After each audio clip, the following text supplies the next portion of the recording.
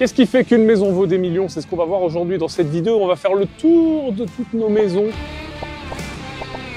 Ça avance bien. Invest Dubai, Green Bull Properties, qu'est-ce qui se passe? Je vais tout expliquer. Tu vas voir que on en a fait des choses puisqu'aujourd'hui, je me suis amusé à tirer les chiffres. On a acheté, rénové et revendu pour valeur de revente 138 964 578 $ de revente. Oui, je savais que c'était gros ce qu'on faisait, mais je m'étais pas rendu compte, ça faisait longtemps que je n'avais pas fait le chiffre. Il est gros et il nous reste là les maisons qu'on va voir aujourd'hui puisqu'on va visiter une dizaine de maisons qui sont en cours de finition, plus ou moins avancées, tu vas voir. Il nous reste pour 84 196 185 $ de vente à faire. Donc ça nous portera le total à un peu plus de 223 millions. Tu vois, comme quoi, il n'y a aucune limite dans la vie. Il y a 10 ans, j'étais à Clermont-Ferrand en train de retaper moi-même des appartements. Et aujourd'hui, regarde, donc c'est parti, on va visiter.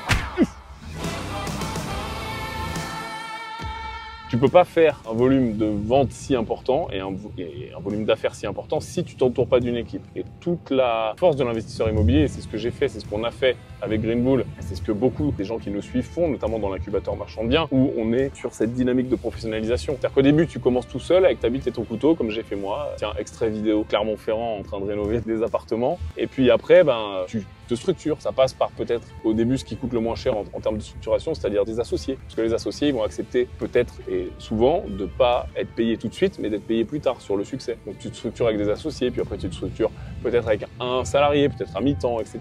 Et tu grossis comme ça. C'est aussi le chemin de l'investisseur, de commencer petit. Tu passes un petit peu partout avant de trouver ta niche. Par contre, quand tu trouves quand tu trouves quelque chose qui marche, comme nous on a trouvé ici, je pense qu'il faut savoir prendre des risques et savoir faire all-in. On a fait all-in tellement de fois à réinvestir, à prendre des belles sommes, à se dire ouah, ça y est, on est arrivé, tu sais, on fait des millions, etc. Et à chaque fois se remettre à risque et réinvestir. Et cette dynamique, elle est à double tranchant, c'est-à-dire que t'es jamais vraiment serein parce que tu réinvestis des sommes tellement importantes et tellement à chaque fois significatives par rapport au pourcentage de ce que tu as gagné que tu coffres jamais trop. Mais par contre, ça veut dire que forcément, tu es capable de scaler beaucoup plus vite et tu es capable de faire beaucoup plus d'argent bottom line. Donc c'est toujours cet équilibre entre le réinvestissement et être super agressif quand quelque chose marche, pas au hasard, quand tu as des confirmations que ça marche, et d'être un petit peu plus conservateur pour simplement te diversifier et dire ok, je prends une partie que je vais mettre sur un investissement moins risqué, etc. Moi, comment je vois le marché ici, c'est que il est super solide, donc autant y aller fort.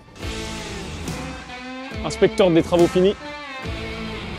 Bon, on va pas refaire toutes les features, t'as l'habitude. Qu'est-ce qui fait que cette maison vaut des millions? Tu te rappelles de cette grande vitre qu'on avait vue dans plein de maisons? Avant, elle était fixe. Maintenant, c'est pas la première maison où on fait ça, mais on le généralise maintenant sur ce type de maison. Tu vois qu'elle est en 3 morceaux, tout simplement parce qu'elle s'ouvre, elle est motorisée. Tu cliques sur un bouton, là, je vais pas pouvoir le faire, elle est encore bâchée. Tu cliques sur un bouton et elle s'ouvre ici. Donc, tu as une immense ouverture. Regarde la taille du bordel.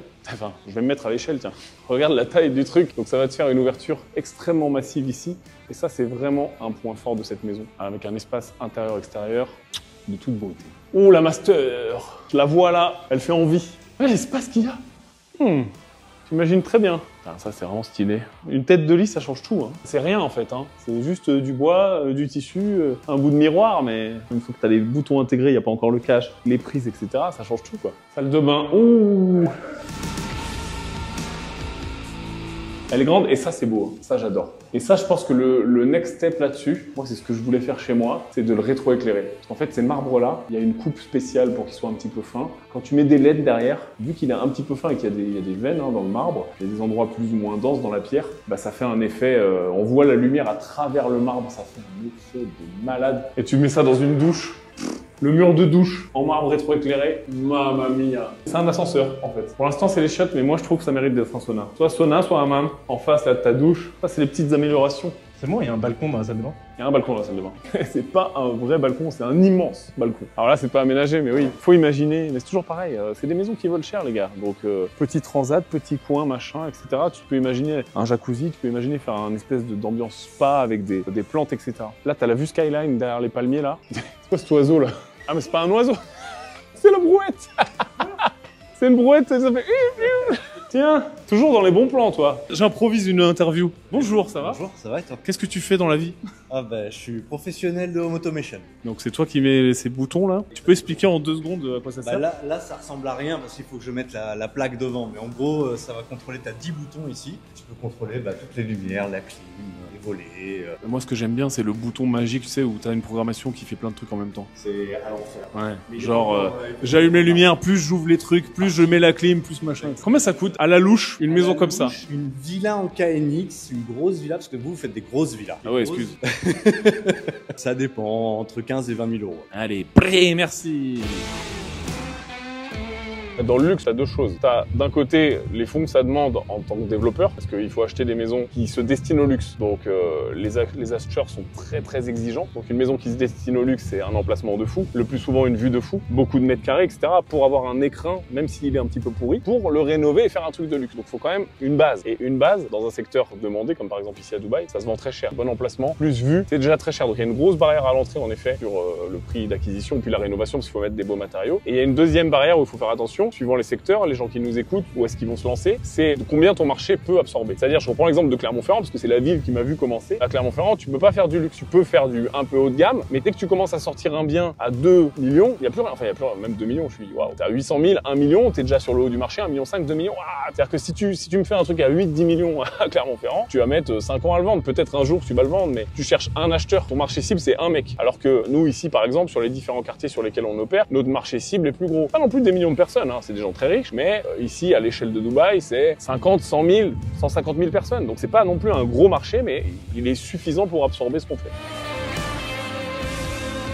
Dans les petites évolutions, les salons TV sont de plus en plus beaux. On a de plus en plus de pierres naturelles, etc. À chaque fois, on tire un petit peu vers le haut sur le coût des matériaux aussi, parce que tout ça, ça a un coût. Hein. Cuisine blanche, hein, t'as l'habitude, blanche, bleue, noire, vert, le passage secret. Cette cuisine de production, j'ai jamais vu ça, est immense. C'est-à-dire qu'ici, le quarter made, hein, donc comme à chaque fois, là où tu vas avoir ton personnel, hein, quand tu achètes une maison de 10 millions de dollars, t'as du personnel, t'as un quarter made. Donc ici, t'as des gens qui peuvent faire à manger pour toi. Donc t'as vraiment énormément de rangement, énormément de place, énormément de circulation. La cuisine d'apparat reste propre. Du coup, elle a pas besoin d'être si grande, elle peut être un petit peu plus petite. On a quand même cette Thaïlande énorme. Donc ça, c'est cool. Là, on voit qu'il manque la table. Hein, désolé, hein, on est à 95% sur cette maison. On imagine la table. L'atout ici, c'est aussi l'extérieur. On a un plot qui est très profond. On a l'Infinity qui est très grande et cette vue lac derrière. Alors, c'est pas encore poussé, hein, forcément. On est en train de terminer tout ce qui est plantation, etc. Donc, faut imaginer que ça va être un petit peu plus luxuriant. Mais on devine déjà, une fois qu'on aura enlevé ces barrières, une fois que la jungle aura poussé là sur le sol, cette vue là au calme, ça va être vraiment top. Et regarde-moi ça. Tiens, monsieur Jean, Juanito, t'arrives pile au bon moment. Regarde, hop, je passe en mode interview. Ça va? Très bien, merci beaucoup. Je te prends comme ça, hein. Qu'est-ce que tu viens faire? Je viens faire un petit tour de chantier, voir comment on a avancé. On a une livraison qui doit arriver dans les semaines à venir. On est en train de boucher toutes les fenêtres. C'est un chantier qui est bien tenu. On a normalement un manpower qui est à peu près de 30 personnes. Ouais. Donc ça va avancer, quoi. Eh ben, on va voir.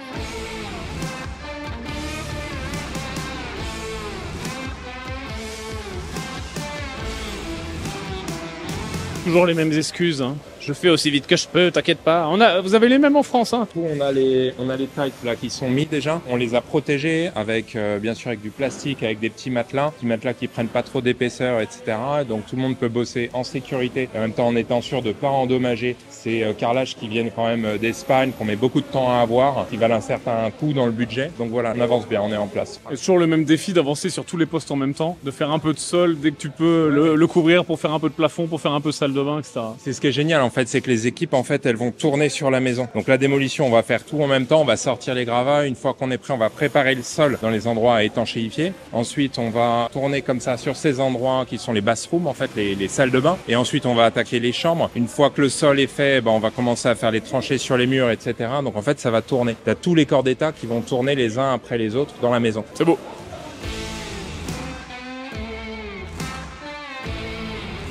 Quand tu dis qu'il y a 30 personnes, il y a vraiment 30 personnes. Et je pense même qu'il y a un peu plus.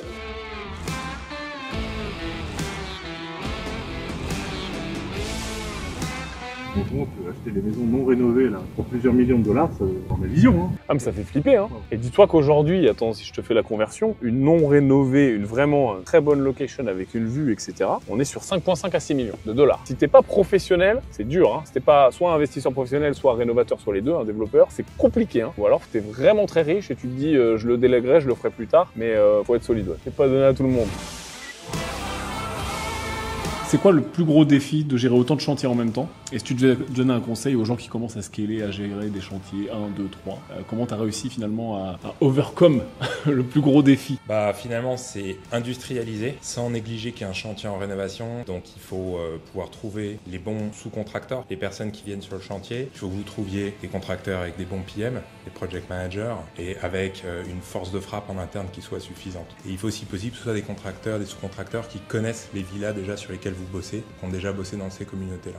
Donc vraiment sélection des artisans, petits oignons. Ah bah, le savoir-faire, le manpower en premier, et ensuite il faut être hands-on, il faut toujours être là, toujours tout vérifier. Même avec les meilleurs, tu peux pas faire confiance. Et oui, et en plus, faut pas être complètement schizophrène, parce que quand on est avec les builders, c'est génial, parce qu'on a envie d'y arriver, tu vois, on a envie qu'on pousse, sauf qu'en fait, faut être dans la critique, faut être côté investisseur. Un investisseur, c'est critique, faut voir les risques, il faut pas les amoindrir. Au boulot.